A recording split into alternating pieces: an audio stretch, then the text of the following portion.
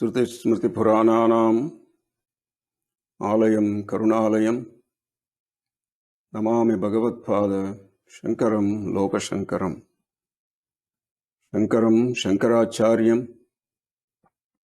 Keshavam Badrayanam Sutra-bhashya-krito Vande Bhagavanto Punah-Punah Yadhvare Nikala-nilimpa-parishad Siddhim-vidatte-nisham Srimat-srilasitam Jagat-gurupadam Natva-atma-triptingata Loka-ajnana-payoda-pata-naduram Shri Shankaram Sharmadam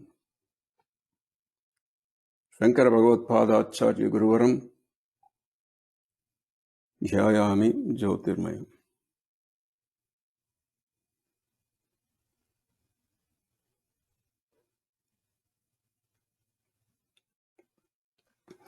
ஒன்றவன்தானே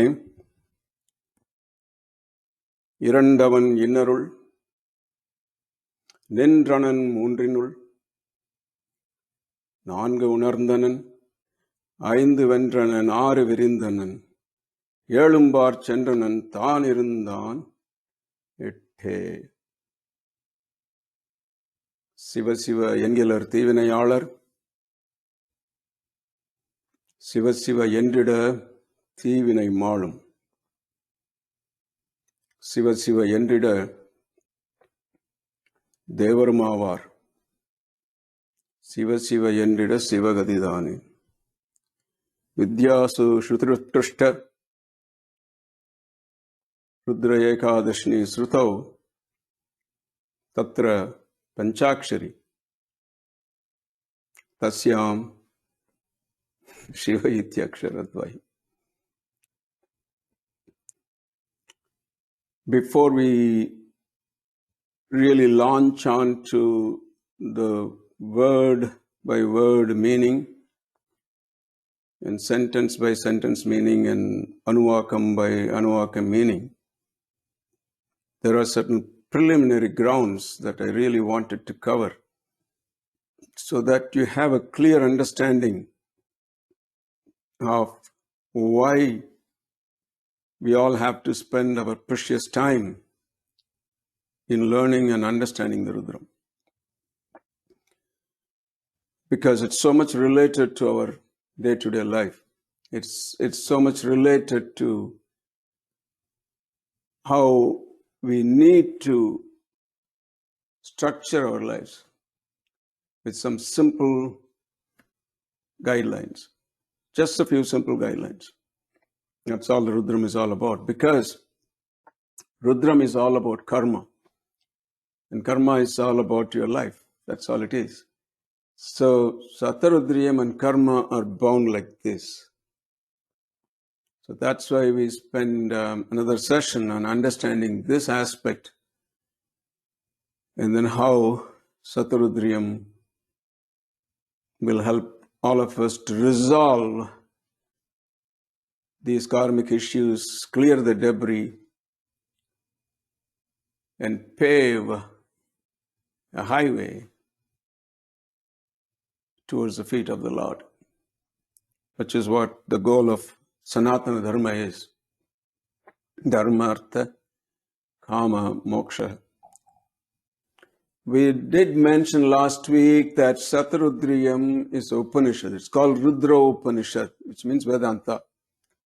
Now, how this is different from the proper Vedanta as it was advocated in Brahma Sutras, advocated in most of the Upanishads, how that is different, how the Rudram fits in those four Mahavakyas. And then secondly, there's always this confusion between Rudra and Shiva. Who is Rudra and who is Shiva? So we'll address that. And then certain things we don't really understand in life. We can just people simply dispose it off. It's my karma. But there are also other people that question, and why me? So all these issues we will address. And then if time permits, we will also go through the summary of the entire Rudram today. Vedanta. Now, what is Vedanta? What is Vedanta? Literally means, anta means end, Veda is Veda. So the end of all the scriptures, literally that's the meaning. Now this is true literally also, in the sense that it's at the end of the Vedas, at the end of each Vedas, like you have Samhita portion, those are the mantras in each Veda. Samhita portion is the mantras. We have the Brahmanas portion where they tell us how you can use the mantras that was given to us in the Samhita portion. Then after that, we come to the Aranyakas and the end where we have the Upanishads. So same way as your life is structured, dharma, artha, kama, moksha, artha being that you do all these rituals to gain wealth, to gain progeny, whatever. So the karmas. So as a grahastha. So samhita, as a brahmachari, you learn the mantras in a gurukulam. So samhitas, brahmanas. Then you have the ashrama, which is vanaprastha, which is the third portion of the Vedas, Aranyakas. And then, of course, the fourth is moksha. So everywhere, whether it's Vedas, whether it's a life structure, they are all organized in these institutions, ashramam, they're called. Brahmacharya ashrama, grahastha ashramam, vanaprastha ashramam, sannyasa ashramam. Doesn't necessarily mean a hermitage, no. The stages in life. So the Vedas are constituted like that. And the goal of Hindu Dharma is constituted like that. So in tune with that, when you come to the end of the Vedas, it's all nothing but Upanishads, the ultimate reality, the ultimate Brahman, where we all need to go, the ultimate goal. So that is why it's called Vedanta. But the real meaning of Vedanta is the essence of the Vedas, the essence of the Vedas. Not, even though literally it means the end of the Vedas, but it does mean the essence of the Vedas. Good. Now, if I were to ask you all, and you can unmute yourself and answer this question. If someone asks you, if somebody asks you, whether at work or school or any get-togethers, someone who doesn't know anything about Hinduism comes to you, oh, you're a Hindu. How lovely. Yes, I'm a Hindu. So what does Hinduism teach? Aham Brahmasmi. That's one, yes. So Aham Brahmasmi. Okay. Anybody else? In one line, if they ask you, tell me in one line. I don't have time for a big lecture, so you can unmute yourself and tell me in one line what is way of life. Way of life. That's good. And then yes.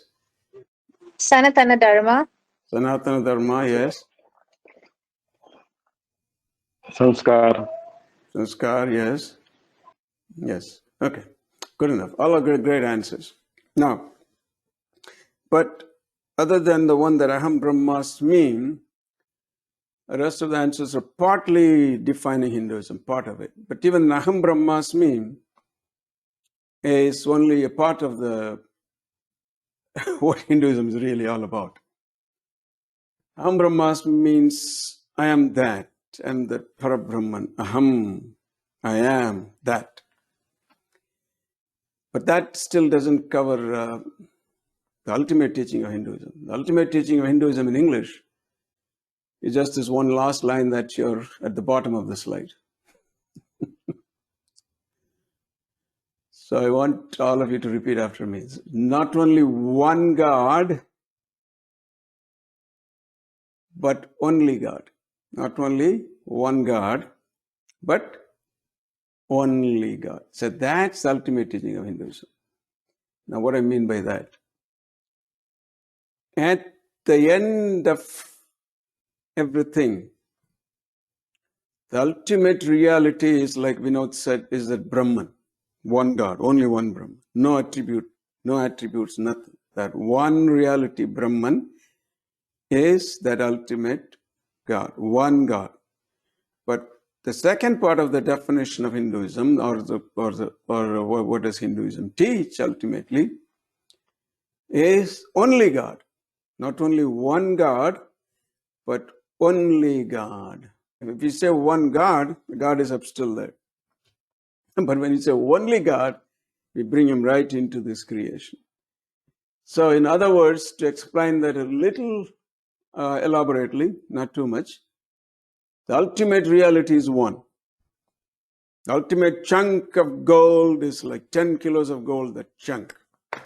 But the 20,000 ornaments that were made out of that chunk, that's also only gold. Not only one gold, but only gold. In every piece of that ornament, every molecule of that ornament is a gold molecule.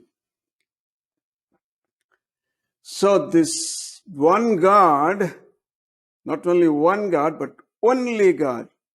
So one God we can understand. But when you say only God, what do you mean? Whatever you see in this creation, the sun, moon, the galaxies, the oceans, the rivers, the mountains, the forests, the ant, the spider, the termite, the snake, coronavirus, everything is God. That's what's meant by only God. Now, this is what we teach. Do we live it? A big yes, we do live it. So not only we preach this, but we practice it. If you understand this concept, you will understand Hinduism very well. So, most of you have gone to India from here, and most of you are attending today's lecture are already in India. They're in India. If you go to a village in India, a villager is worshipping either a trident, a sword, a sickle, or a tree, or just a piece of rock. You'll put some sandalwood or some kumkum or vibhuti and show some incense to the trident, put some flowers. So that's his way of worship. Worshipping a rock, tree, and trident, anything. By the same token, come to a little town where there is a small temple. The statues are not even clearly carved. We have a village pujari. So same puja he does, little bit better, but in a temple. And then you come to cities where we have huge temples, like Madurai Meenakshi Temple, Tanjore, Brigadeshwara Temple, you name it, or Trivandrum, Padmanabha Swami Temple. You go to these temples, there are elaborate rituals, or Kanchipuram, elaborate ritual, or Chidambaram, elaborate rituals, 9 hours of Vedas, 10 hours of Vedas being chanted, non-stop. Now, you go up north, same thing in temples, Vedas, but go all the way up north, Badrikashram, Rishikesh, beyond Rishikesh, Badrikashram, Kedarnath, Uttarkashi.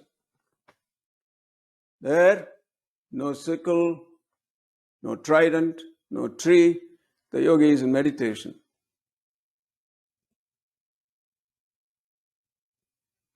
That's all he's doing.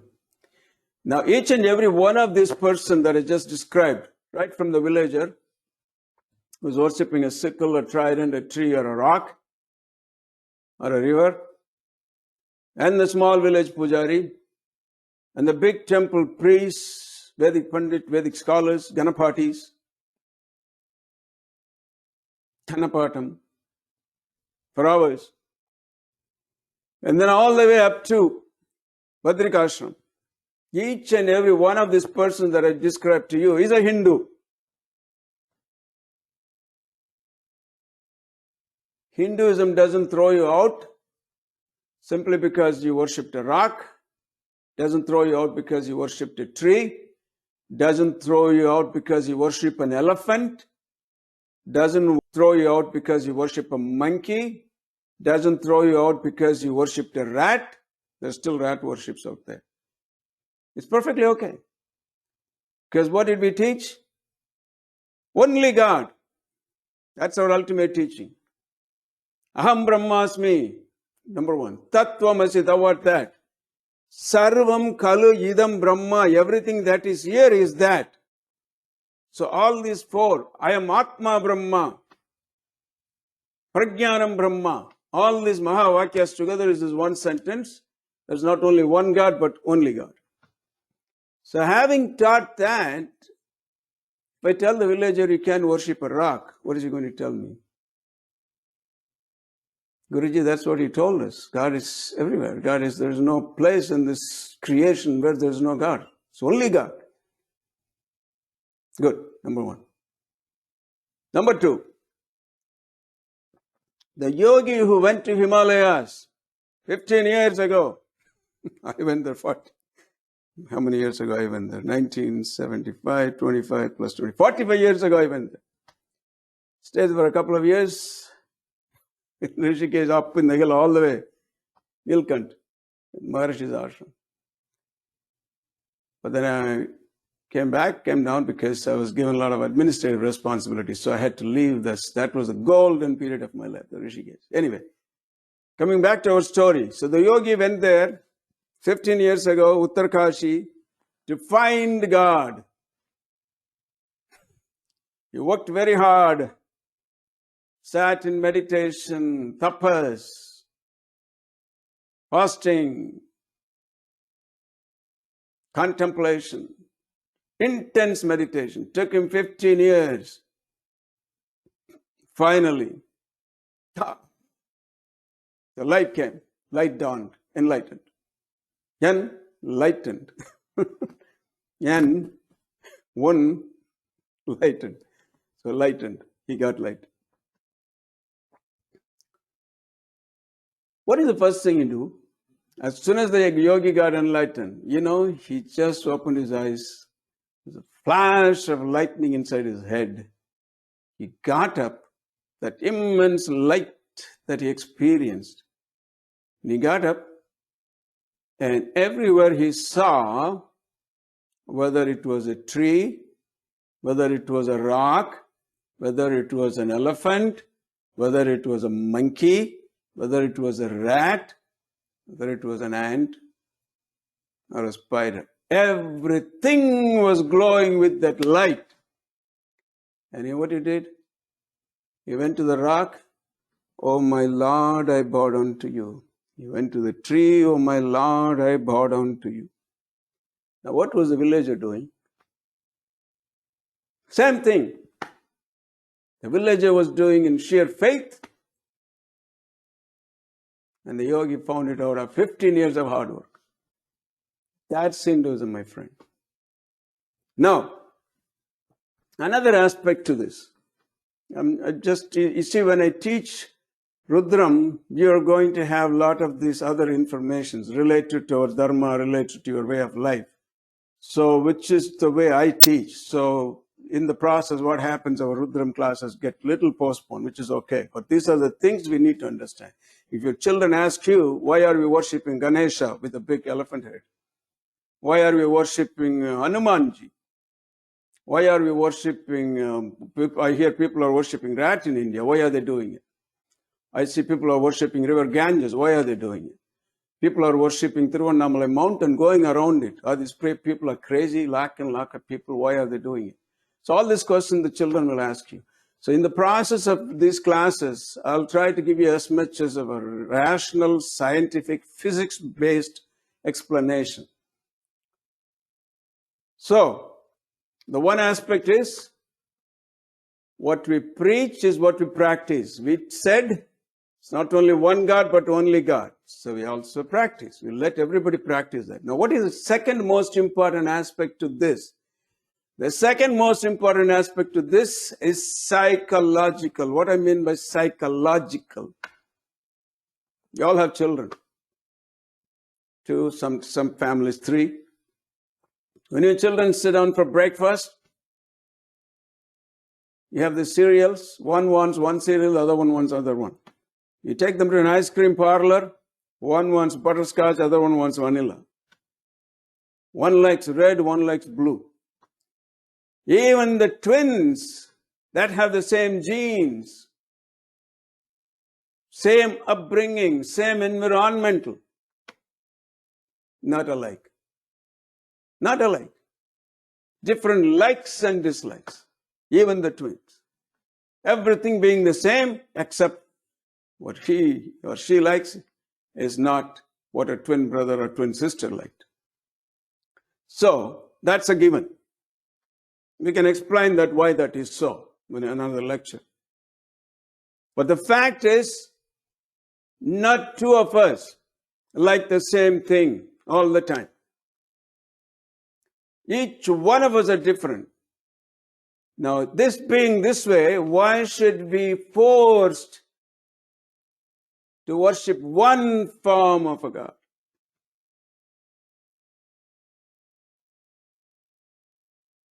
Guruji, I like my God very strong like Hanumanji. Yes, please worship Hanumanji. Guruji, I like my God as Divine Mother with 10 hands with weapons in it. I want my goddess to be strong. Yes, please. Durga Mata. Guruji, I like my God to be very sweet and simple and lovely, romantic and happy. Krishna. Guruji, I want my God terrible. Narasimha. Each one of us can make a choice in Hinduism and worship what you want.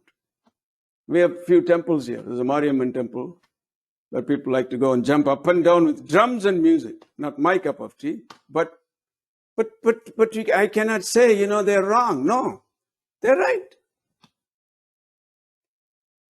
And they cannot say what I do is wrong. I'm right. So every Hindu is right.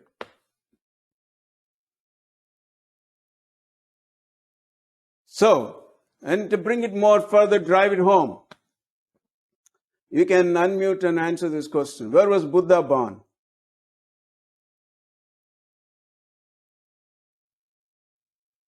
Yeah? Kaya? Lumbini. Yes. In India. Bihar. Right? Bihar. Good. So how should Buddha look like? Like you and me, right? Indian or Bihari. Right? Yes? Yes, no. How should Buddha look like? Yes, you can participate. How he should look like? Like an Indian, right? Yes, uncle. Good. Now if you go to China, how does Buddha look like? Mongoloid.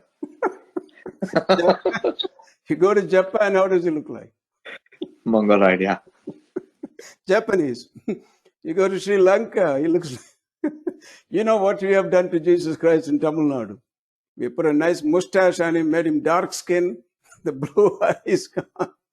So the thing is, the point is, if I take either Vinod or one of you who looks like a Buddha and to China and say, look, this is not how Buddha looked like what you worship. This is real Buddha. This is how he looked like. What is he going to say? Take your Vinod back to Vinod back to Detroit, right? It's a Chinese can only relate to a Chinese form. A Japanese can only relate to a Japanese form. A Thailand person can relate to a Thailand form.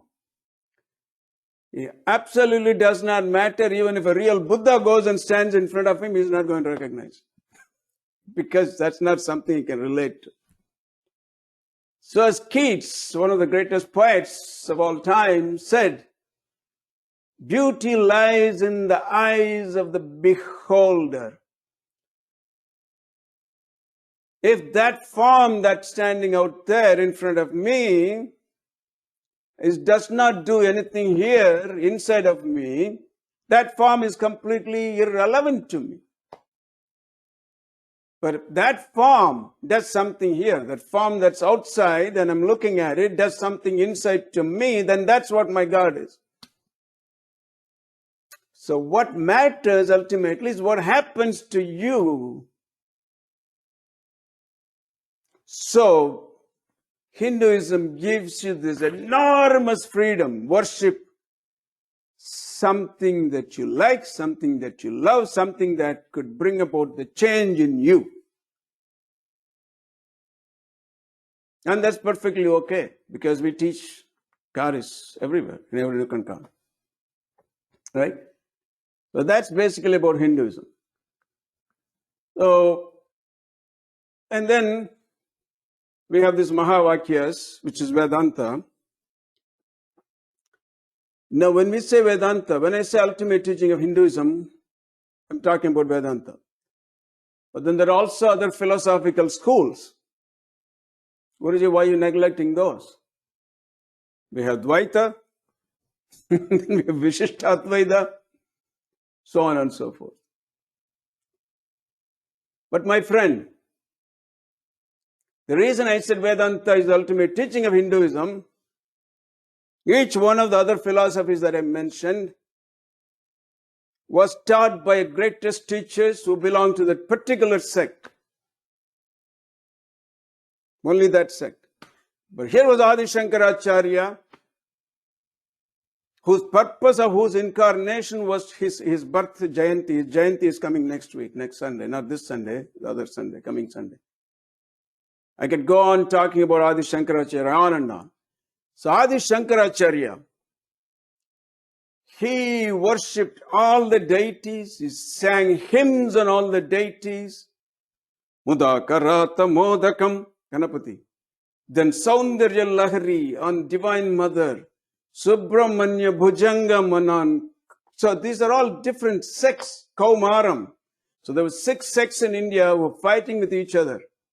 When Adi Shankara had to come and unite all of us so that the other religions don't take a hold. So that the reason they took a strong hold in India, because we were fighting among ourselves.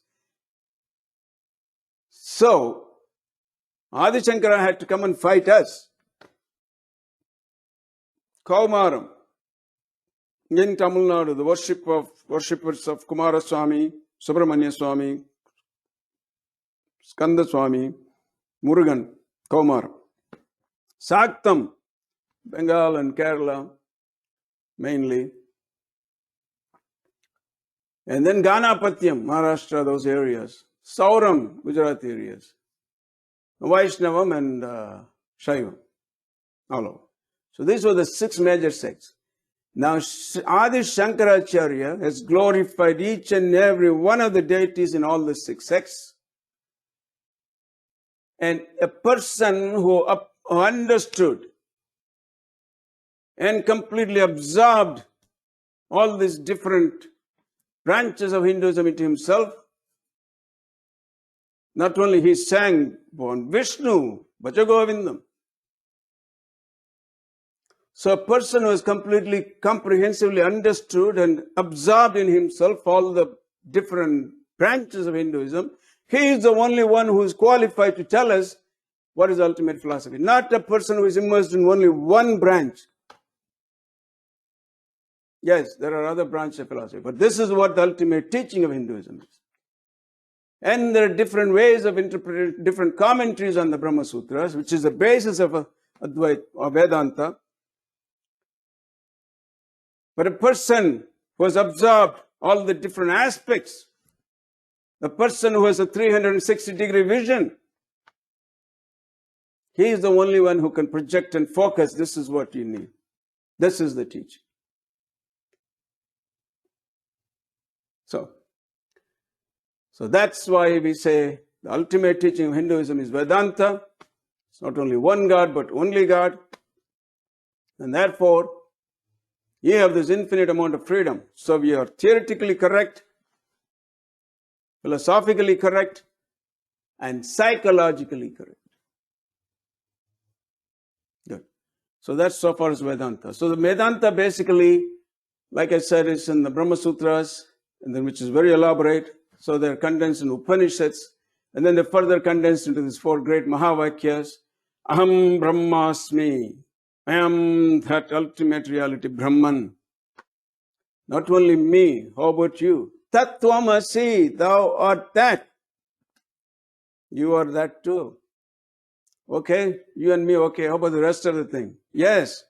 Sarvam Kalayidam Brahma. Whatever is here is also that. Aham Brahmasmi, Tattvamasi, Sarvam Kalayidam Brahma. What about my Atma? I am Atma Brahma. So what is the nature of that? Prajnanam Brahma. That's your pure consciousness.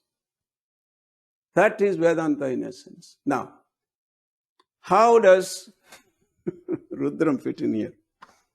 Let's see.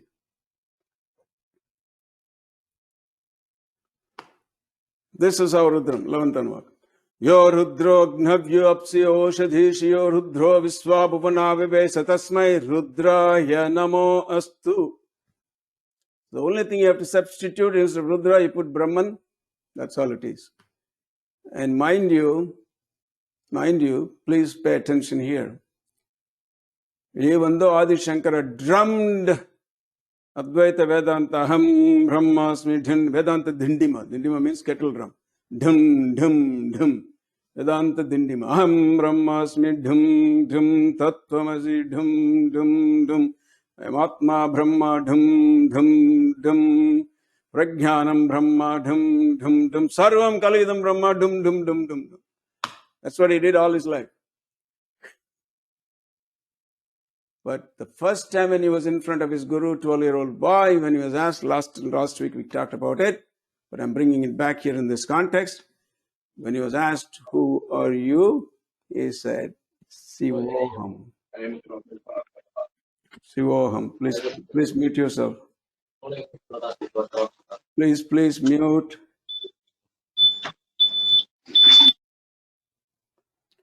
So first time when he went to his guru, he said, Sivoham, Sivoham, Sivoham. That's exactly what you are saying in this Rudra. Sivoham, Rudroham. Sarvam, I am Shivam. Aham Shivam, Shivoham. Tattvam Asi, thou art also that. I am Atma Shivam. Shivatma, Shivananda Rupam. Chinmayoham.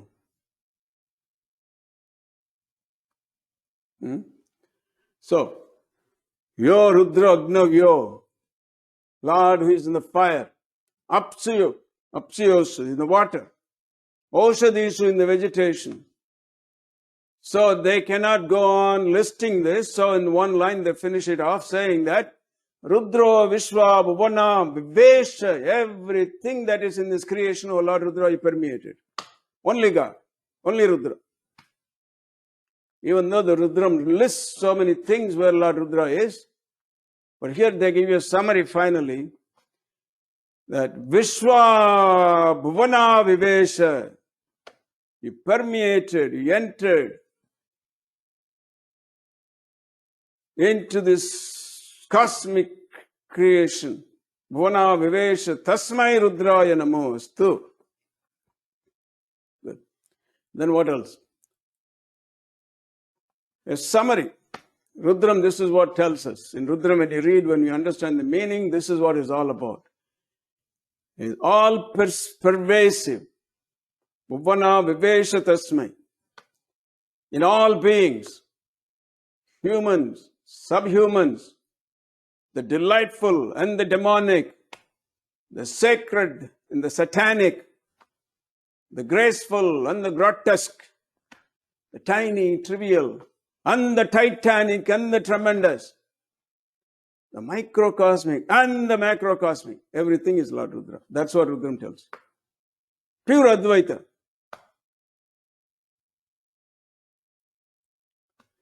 In all manifestation of nature, Vrukshebhyo, Harikeshebhyo,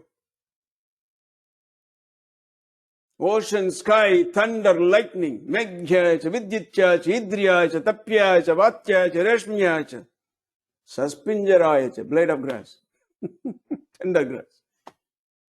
All forms of jivas, humans, both good and the bad.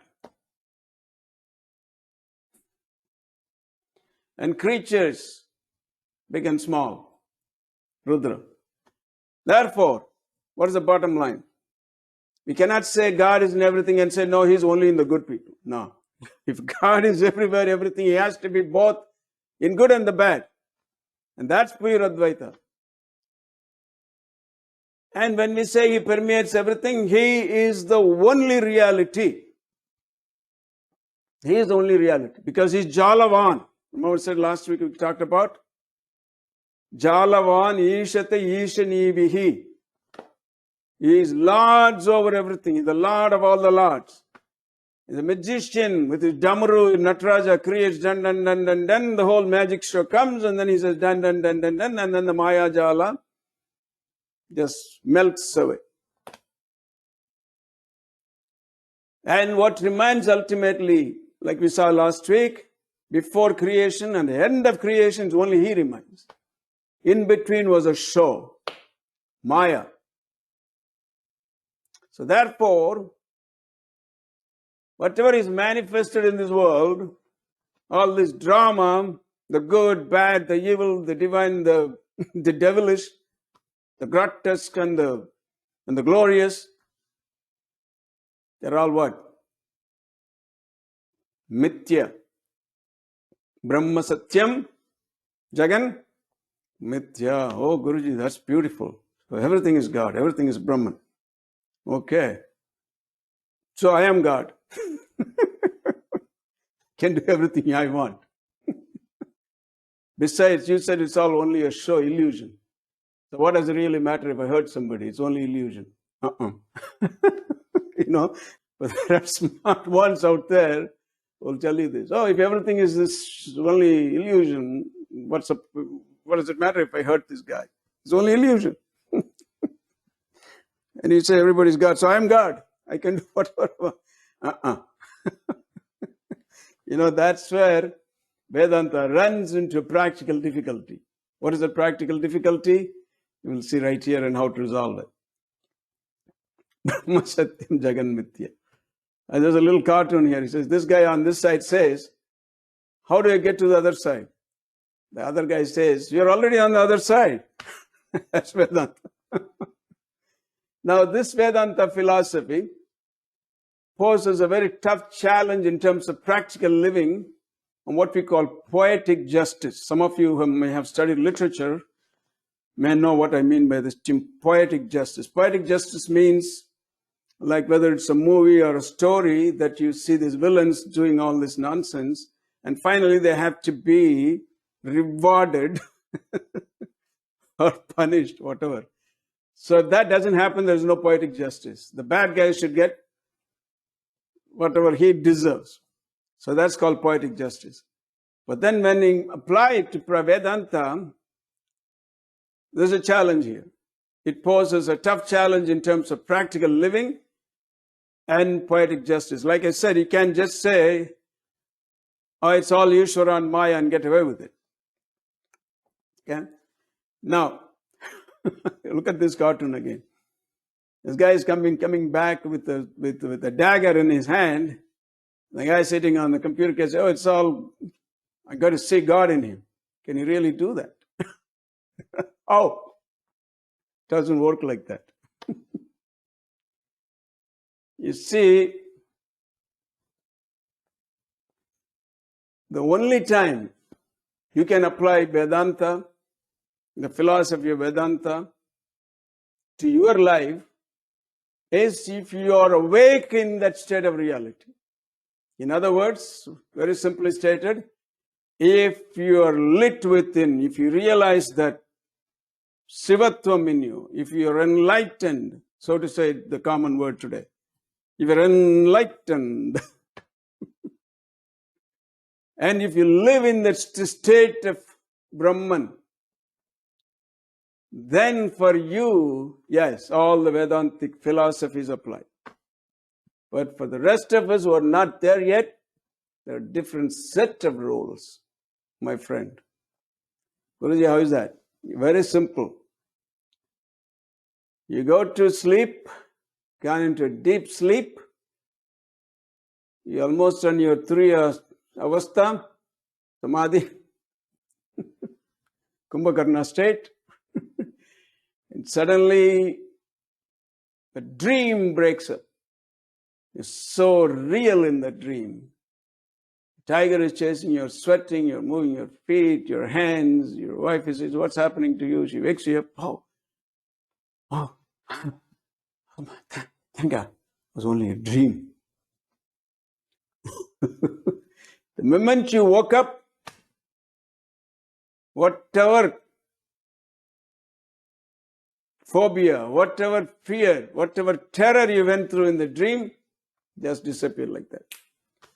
But so long as you were in the dream, that was real, really real, really real. Same way, extend this here. We are all in this dream world now.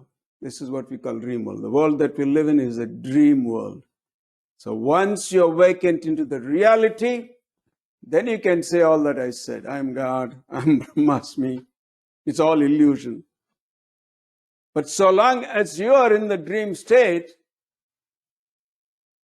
you got to abide by the rules of the dream world, this world. Same way, you drive in America, you drive on the right side. You go to Australia, you drive on the left side, different rule. You go to India, drive everywhere. Right? So different set of rules take over. So when you're in that state, Aham Brahmasmi, you can say, yes, this is Maya. Doesn't bother me. But so long as you live in this dream world, the rules apply. Pain hurts, feelings hurt, losses hurt, and you cannot intellectually say, oh, this is all Maya. Does not work. Therefore, Guruji, how should we deal with this dream world, so to say, and to get out of it? So you have to deal with this dream world while you are in this dream, and also while you are dealing with this dream world, you should work a way out of this dream world to wake up. How do we do that? The only way to wake up is dissolve your karmas. And the only way to deal with this happening in this dream world is understand the laws of karmas. Oh, Guruji, that's too much. No, very simple. I'll make it very simple for you. Here, there are only two laws in this dream world. Two rules in the dream world. What are those two rules? First rule, Karmic ki phal ko bhogna hi padega. Rule number one. Whatever karmas you did, that you have to bear the results, the fruits of that karma. Physics. Every action has an opposite, has an equal and opposite reaction, Newton's law. So if I take a piece of thing and like this and beat on it, now this thing hurt me back too, because it hurts a little bit here when I do this. Okay, it hurt me back. So now, every action has an equal and opposite reaction. Rule number one, in the dream world. Now, this thing didn't hurt me. I hurt myself. So, that is rule number one. Now, second rule, very important rule. This is what we need right now. This is relevant to Rudram. That's why I'm spending some time here. The second rule of this dream world is the most important rule. Because there's nothing we can do about the first rule. That is the rule. Nothing we can do about it. That is the rule. The second rule, we have some leeway. What is the second rule? The Lord can and will help you to alleviate, to soften, to make it little easier to go through the results of your karma. It doesn't have to be as intense, as bad as it should be. The Lord can help. That's what the whole Rudram is all about. So that's the second rule. And how far that softening, how far that alleviation is going to happen is how intense you are in love with the Lord, how intense your prayer is, how focused your prayer is. संकट से हनुमान छुड़ावे, मन क्रम वचन ध्यान जो लगावे. Very simple. People will only see the first part. Sankat is a Hanuman Chudave. Oh, we'll chant Hanuman Chalisa 1,000 times. Always Sankat will be on, not going to go away. Because why not going to go away? You ignore the second part. Sankat is a Hanuman Chudave, man kram vachan dhyan jo lave.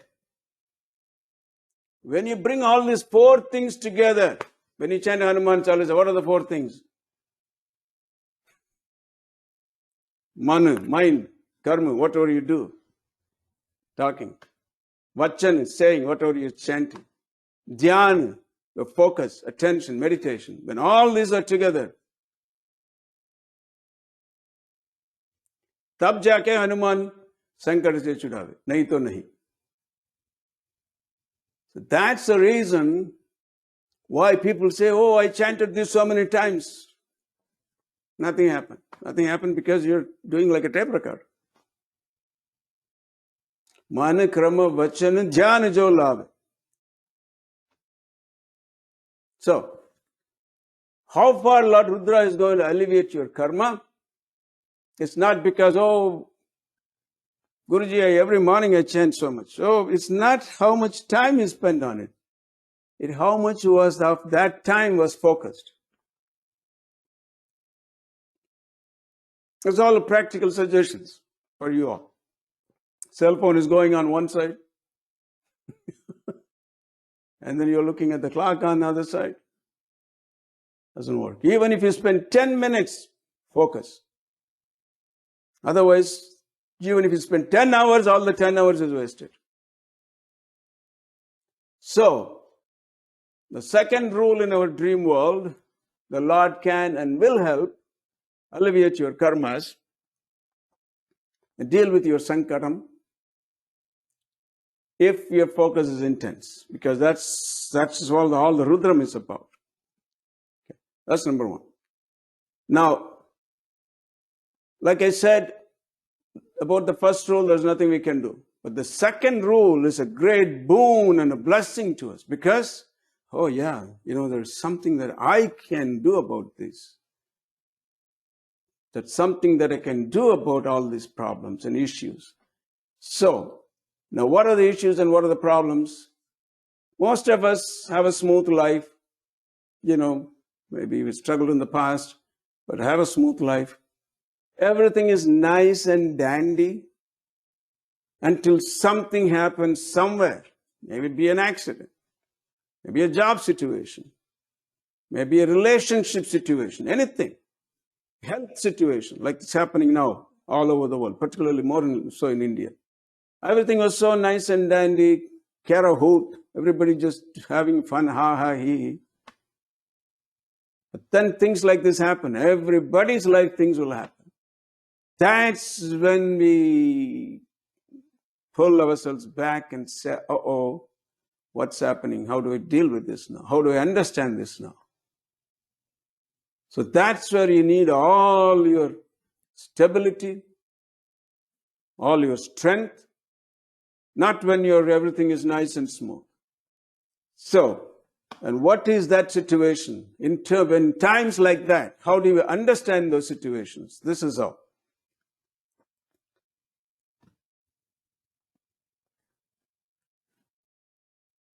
Before we go, just let me say this. The first rule was okay. For every karma, there is a result. Yes. And if there was no second rule saying that your karma could be alleviated, not only alleviated, but completely rooted out. Second rule.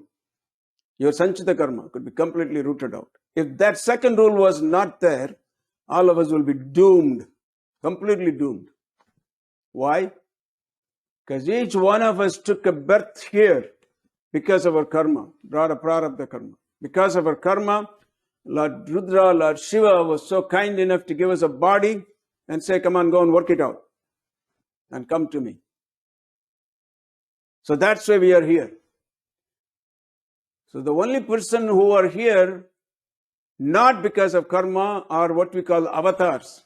Avatars are the released souls who don't have to come back here, but chose to come back to guide us, like Paramahamsa Yogananda, like these great saints who came back to guide us. Other than those, each one of us came here to work out our karma. Therefore, in the process of working out, all these things will happen. And the secret of working out and the secret of resolving is, like I said, the second rule. Guruji, I did only good things. Why do you have to come back? You have to come back. Even if you did only good things, you have to come back to enjoy the fruits of those good things. So you have to come back. So whether it's a good karma or bad karma, has to be resolved here in a human body. And occasionally, depending upon what kind of a life you led, it may have to be resolved in an animal body. Yeah. Yeah.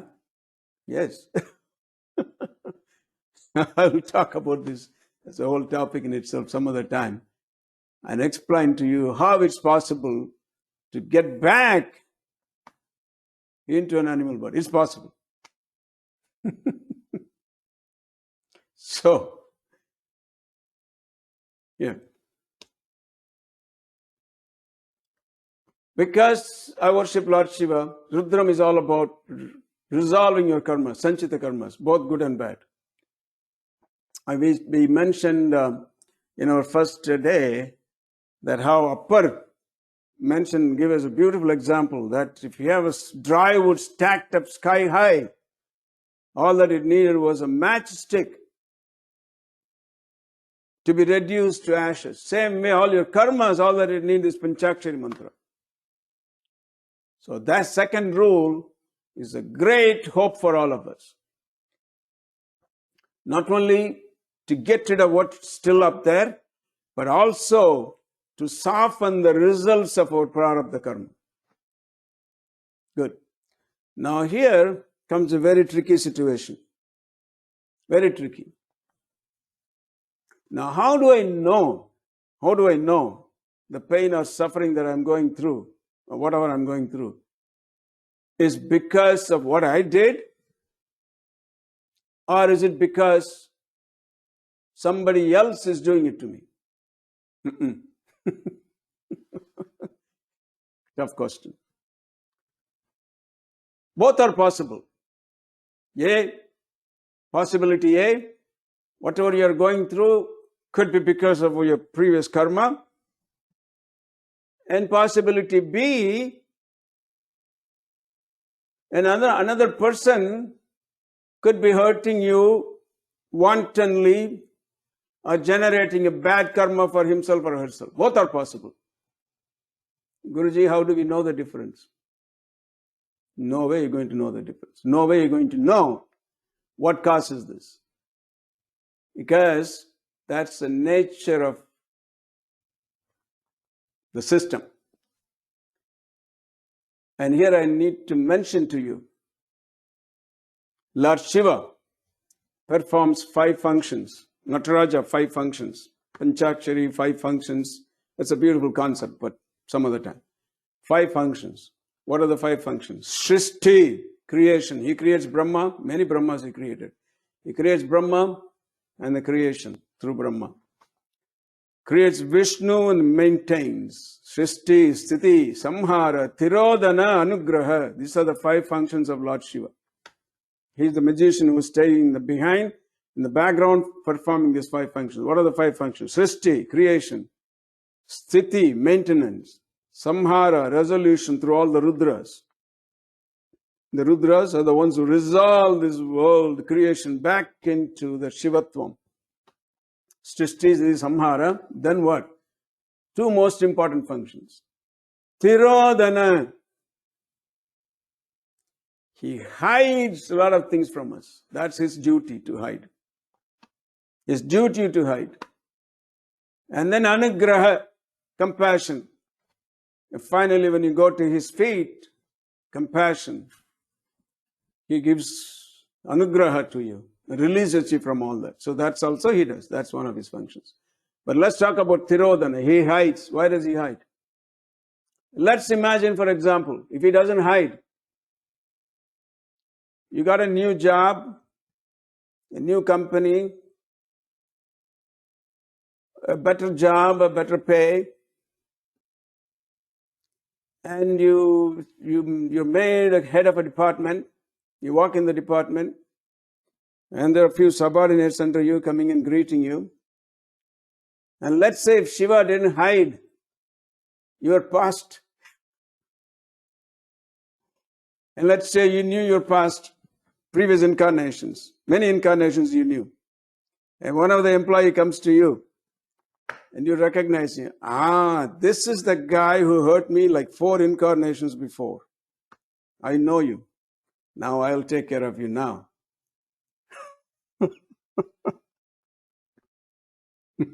Situation 1. Situation 2.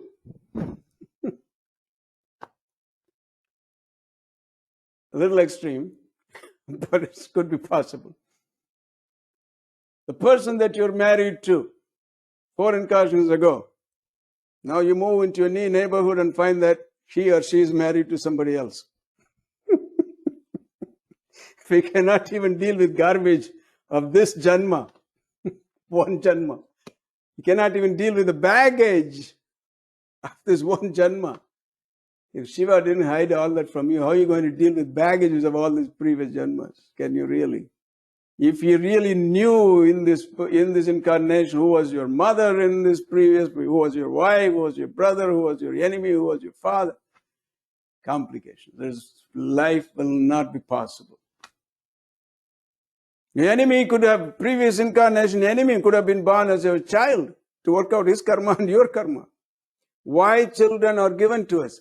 How relationships are formed. These are all these infinite correlations of karmic relations. So Lord Shiva hides all this. Tirodhana, that's one of his duties. So not only he hides this, but he also hides himself.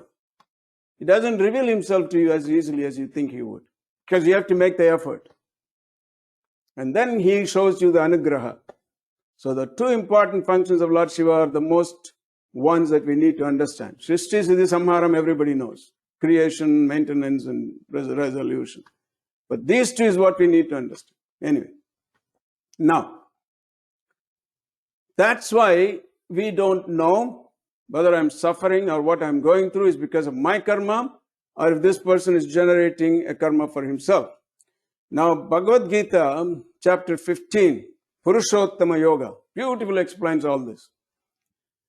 Sri Bhagavan Uvacha Urdhvam Hulam Adashakam Ashwattam Prahurhavyayam Chandasi Yasya Parnhani Yastam Veda Savedavit Adaschordvam Prasutastasya Shakam Guna Pravruddha Vishaya Pravala Adaschamulan Anusantatani Karmanubandhini Manishya Loke. 4 slokas, beautifully. Bhagavan describes what I just told you.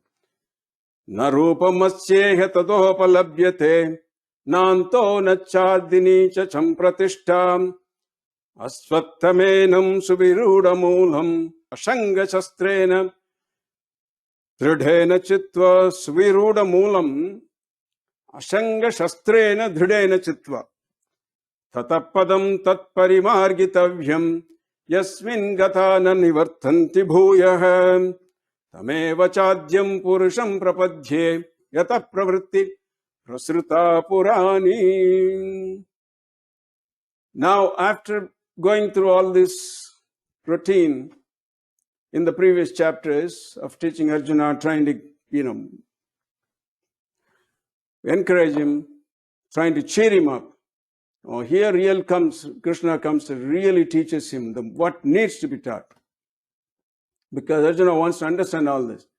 He very simply says, "Oh Arjuna, this is something that you will not understand. This is something that is hidden.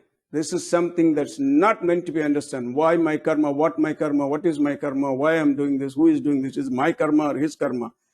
So this, he says, is all hidden from you. And then why is that? Because this 4 slokas very beautifully said. Urdhva moolam adashakam. Urdhva means up, Ada means down. Urdhva moolam, the roots are above, the branches are below. An upside down tree. What kind of a tree? Aswatha tree, people tree. And you know what the meaning of aswatam? Something that doesn't remain tomorrow. Urdhva moolam adashakam aswatam prahur abhyayam. Abhyayam. It's eternally changing tree with the roots up and branches down. Upside down tree. And what are those leaves?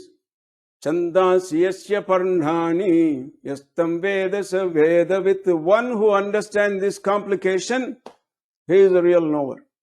But it's not easy to understand because it's hidden from you. And it's only by the grace of the Lord that you can understand. Then the 4th sloka, Lord himself, Krishna himself says that I seek refuge under his feet. Whoever that is. So we'll understand this meaning. So this tree, ever changing, the only thing that is eternal about this tree of samsara, it's ever changing. That's the only eternal thing. Only constant thing is the non-constancy. Only constant thing is the constant flux. Constant change is the permanent thing. Only permanent thing is the permanent changes all the time. So what is the help here? The Vedas, the knowledge, the scriptures. Chandasi yasya parnani. So because they manifest in this world, the root is hidden above in the skies, just figuratively speaking. Above in the unmanifest world, they are hidden. We don't understand what root caused what. Okay, this is one picture. So, but what can we do? Because the Chandasi Parnani, the leaves of the Vedas, so we have been given the Vedas and the scriptures through the practice of the Hindu religion, in whatever way we can, as taught in the Vedas. You know, practicing Hindu religion doesn't mean that you go and learn Vedas all your entire life. No, just practice Hinduism. Somebody said it's a way of life. Structure your way of life as taught in the Vedas. That is Chandasi yasya parnani. Then your roots, proper roots get nourished. Your karmas get cleansed when you do this. And one who understands the secret is the real knower. Okay. Now roots above, branches below. Does not remain the same tomorrow. It's a fig tree, people tree. Now this is Shankara's definition. Swa means tomorrow. Tha means remain, it doesn't remain. Aswatha. Swatha means probably remain. Aswatha is not remain tomorrow. Eternal tree that is will not remain the same tomorrow. Sansara vriksha.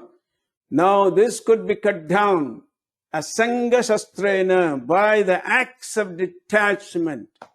Dhrudena chitva. And after saying this is what he says. Adashchordhum, below and above. Other and chordhum. What do you mean below and above?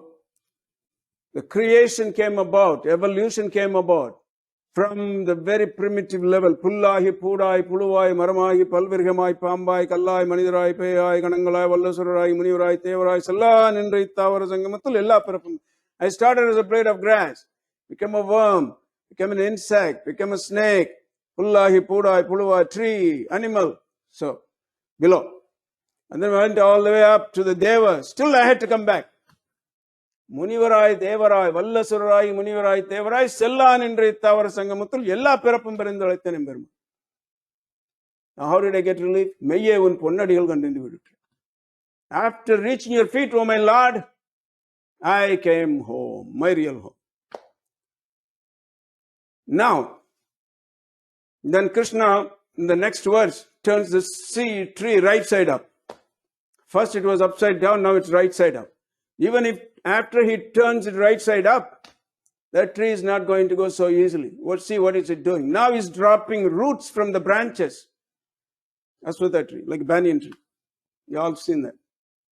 So Krishna turns it right side up to tell you that this samsara is such a bondage that it's not going to go away that easily. Even if you turn it right side up, understood everything, the roots are still going to drop from the branches and grow this tree sideways like the Adayar Alamaram. Some of you may have seen that huge banyan tree in Adayar. Been there for hundreds of years. So why? Because its roots keep coming from the branches. Karma anubandhani, binding in karma, roots stretch down and keep growing. These are the karma, manushya loke in the human world. And by what? Guna pravruddha, nourished by the Tiriguna, Sattva, Rajas and Samat. And what? Vishaya pravalaha, the nodular buds and sprouts of vasanas. Or vasanas are the little buds that comes out of these branches and then grow again. Sprouts of vasanas. Attachment. Keep this tree growing, growing, growing forever. Therefore, asanga sastrena dhrudena chitva. Arjuna asks, God, where is this tree? So that I can cut it out. Where is this tree, Lord? He says, Na rupam masyeha tathopalabhyate. Oh, my friend Arjuna, na upalabhyate is not available. Na rupamasyeha, you cannot even see the form of this tree, nor the roots. Remember what I was talking about? You cannot understand what karma kicks in and makes you do what, and why you are going through something. Whether it's your karma or that person is initiating his karma, we don't know. That's what Krishna says here. Na rupamasyeha tato upalabhyate. Na upalabhyate. This is not available for you because life will be too complicated if it is. All that you have to do is take the acts of detachment, surrender everything God. Like we saw in our last week. Ishwararpitam nechaya kritam chitta shodakam mukti sadakam. Ishwararpitam. That's exactly what Lord Krishna is saying here. Detachment. Ashanga sastrena dhudena chitva. Na rupamasyeha tadopalabhyate nanto na chardini na sampratishta. Neither its origin nor its end. Na anto, end, nor beginning, adi. Nanto na adi. Okay, so what about the place where it is? Neither that also. Nanto na chardini na sampratishta. Where it is based, that's also is not available to you. So, this entire tree is not available. Na upalabhyate. How are you going to cut a tree that you cannot see? Simple. Detachment. What do you mean detachment? Ishvara arpitam nechaya krita. I did this. Why that I has to go. Karturajñaya prapyate phalam. I'm going to do what I need to do. Duty for my family, duty my work. But the results given by somebody else. That is detachment. Not running to forest. It's easy to run away to an ashram. Be in the world. Live in the world. Work for a living. Don't live upon somebody else's donations. That's what most of this has become a very big industry now in India, right? Many gurus, palatial living. Anyway, that's a different story. Asanga sastra. Therefore, who did what? Why is this happening to me? We don't know. But what we know is there is something that I can do about this. What you can do about this? Krishna says here, Tatpadam tat parimargitavyam. that goal, that unseen world where this upside down trees, roots are hidden, that goal, that Shivatvam, that's the one that needs to be known. That's the one that should be sought after, that you should seek. Now what is that? Having gone where, nobody returns back. Trayambakam yajamahe sugandhim pushtivardhanam urvarkam iva bandhanat mukshiya. Release me from this bondage. But then what? The second prayer follows right away. Ma mritat. Please don't release me from release. Don't liberate me from liberation. Liberate me from bondage. Mrityor mukshiya. Ma mritat. Then don't liberate me from liberation. Keep me there. Ma mrita. So that's exactly what it is. Having gone there, where you don't come back. Where you are not liberated from liberation. That's exactly what Krishna is saying. So, that is the one that should be sought after. Seek refuge in that Lord. This is Bhagavad Gita, my friend. Lord Krishna is seeking refuge. Yata pravritti prasrita purani, from where streamed forth the ancient prasriti consciousness into the world of energy and matter. The Shakti from the Shivatvam came. That I seek. That you should seek. The secrets of which is not known. Good. Therefore, either way, whether whatever is happening to you is due to your karma or somebody is wantonly doing to you, there is definitely help. What kind of help? If it is due to your karma, chanting Rudram, or even chanting just Om Namah Shivaya, or just Shiva Shiva, will alleviate, soften your karma, if it's due to your karma. What about if it's due to the other guy is doing it wantonly? It will help. Why? How? It will build an invincible protection for you. Kavacha. Like we did that Mahamrityunjaya Mala Mantra. That's a kavacha. For protection from all directions. From Agnidhvaram Bandaya Bandaya, Yamadhvaram Bandaya Bandaya, Varnadhvaram Bandaya Bandaya, Indradhvaram Bandaya Bandaya. Oh Lord Shiva, Mrityunjaya, Mahamrityunjayeswara, Lord Bhairava, Trimshat Khoti Bhairava. Ashtatrimshat Khoti, 38 crore Bhairavas is prayer addressed to them. Ashtatrimshat Khoti Bhairavas, please protect me from the trouble that is coming from the east, from southeast, Agnidhvaram Bandaya Bandaya, from the south, Yamadhvaram Bandaya Bandaya, from the southwest, Nararatidhvaram Bandaya Bandaya, from west, Varnadhvaram Bandaya Bandaya, northwest, Vayudhvaram Bandaya Bandaya, and then north, Kuberadhvaram Bandaya Bandaya, and from the northeast, Ishanadhvaram. What about up and down? Yes, Akashadhvaram Bandaya Bandaya.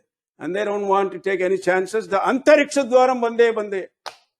Completely give me a protective shell. Antarikshadhvaram Bandaya Bandaya. How comprehensive a prayer could be. So that is your protection. Either way, whether whatever you are going through is it your past karma, or whether somebody is doing it to you, in either case, this prayer will help. In the first case, by softening the results of your karma. In the second case, building a protection around you. Plus, Rudram is so beautiful. The rishis are so smart. They even give you a way out so that you don't incur any more karmas in dealing with your enemies. So if somebody does something to you, if you do something in return, then you incur some karma. So therefore in Anuvakam 10, Dasa prachir, dasa dakshina, dasa pratichir, dasa dhichir, dasa varstebhya namaste namadentitayam dushmo yachano dveshritammo jambe dadami. Oh my Lord, I worship you with my 10 fingers in all directions. And whoever hates me, whoever hurts me, I don't want to deal with them because I will incur karma. So what I do, I offer them unto your judge, you deal with them. Dveshritammo jambe dadami. You are freed now. He will take care of that. So that's why there's no point in analyzing, oh, why I'm going through this, what I'm going through this, why is it. Just do what needs to be done. The problem is at hand. Deal with it. And don't spend time analyzing the cause of it. No. Analyze the solution. Rudram. Om Sahana Bhavatu Sahano Bhunaktum Sahaviryam Karvavahai Tejasvinhavaditamastu ma Vidvishavahai. Om Shanti Shanti Shanti Harihi Om.